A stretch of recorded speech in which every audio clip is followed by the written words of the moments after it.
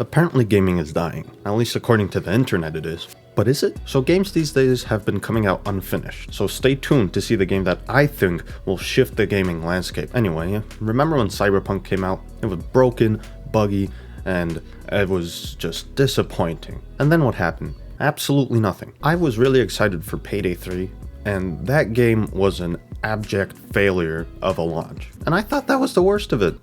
And then we got Call of Duty Modern Warfare 3, which currently sits at, let's see here, 31% positive reviews on Steam. And it had a budget of around $250 million. These are humongous companies with thousands of people at them, spending millions of dollars to make these games. And yet they failed. So let me let you in on a little business secret. Companies don't like losing money. And so when you're investing hundreds of millions of dollars into these games, well, you kind of want to make that investment back, right? And so if you know something will work, then you make it again. And that's why gaming is becoming so stagnant, and that's why people are saying gaming is dying. It's because it's getting boring, even with the thousands of people that work on them. And also, let's not forget about Epic Games and Fortnite. We all love Fortnite, don't we? We love everybody loves, free-to-play live service games, right? So here's the thing.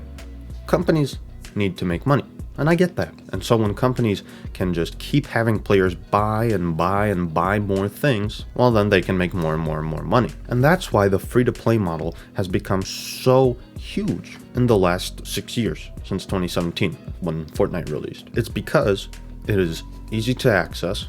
You don't need to pay anything for the game. It provides a player base to your game, and it makes money continuously. And if you look at what Epic has been doing, well, they've been taking pay-to-play games, turning them into free-to-play games, putting microtransactions into them, and then releasing them out into the public after buying the companies out. For example, Rocket League or Fall Guys. And it seems that gamers have gotten tired of games trying to remove them, squeeze them of all their cash. Now, this is why people are saying that gaming is dying. It's not fun anymore. So I want you to think about when you were a kid and you came back home and you played your favorite game. You were transported into a world of blocks and creatures, infinite experiences. You could even play with your friends. And all it cost was, like what, $20, $30?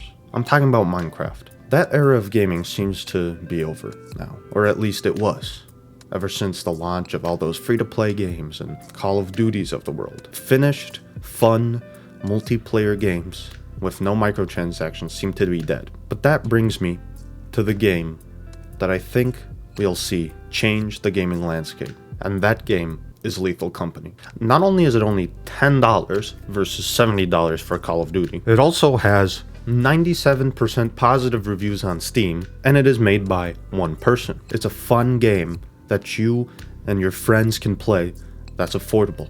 And I think this is a massive shift in the gaming landscape. And I even think that it started way before Lethal Company. I think it started with Among Us. And that game blew up because people wanted to have social experiences while playing a fun game that was also affordable because nobody could go outside. And I feel like that sentiment has stuck in the gaming landscape. People are tired of the same game over and over and over again, and now they want something new. So I think Lethal Company is going to be the next FNAF. Not in the sense that it's going to have 7 games with 300 toys created of it, no.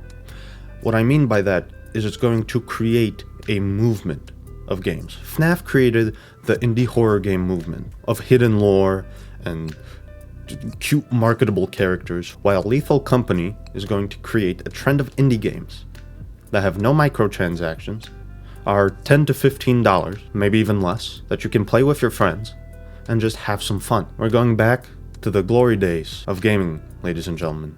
So maybe the internet is right. Gaming was dying. But now, I think it's time for its rebirth.